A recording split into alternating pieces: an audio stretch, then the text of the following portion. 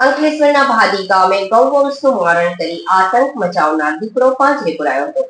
10 દિવસ પૂર્વે વન વિભાગે દીપડાને ઝડપી પાડવા માટે પાંજરું ગોઠવ્યું હતું, જે પાંજરો અંતે દીપડો મારણ કરવા પ્રવેશતા જ પાંજરો પુરાયો હતો।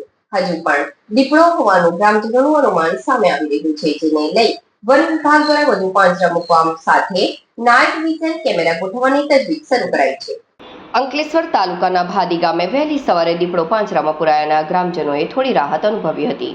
જો કે હજુ પણ ગામ આસપાસ દીપડા હોવાથી ગ્રામજનોમાં ડરનો માહોલ યથાવત જોવા મળી રહ્યો છે। 10 દિવસ પહેલા ગામની એક વાડીમાં દીપડો ગૌવંશ પર હુમલો કરી મારણ કર્યું હતું। ત્યારબાદ ગામમાં ભયનું વાતાવરણ ફેલાયું હતું। ગ્રામજનોને જાણ બાદ વન વિભાગની ટીમે દીપડાને પકડવા માટે પાંજરું મૂક્યું હતું। આજે વહેલી સવારે તે પાંજરામાં દીપડો પુરાયો હોવાની માહિતી મળતા લોકોમાં રાહત।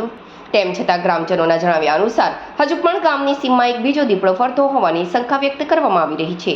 તેથી વન વિભાગ દ્વારા વધુ એક પાંજરું મૂકીને બીજા દીપડાને પણ ઝડપવાની તજવીજ હાથ ધરવામાં આવે છે, સાથે નાઇટ વિઝન કેમેરા ગોઠવવાની તજવીજ શરૂ કરાઈ છે। મારું નામ મુનવર પટેલ છે।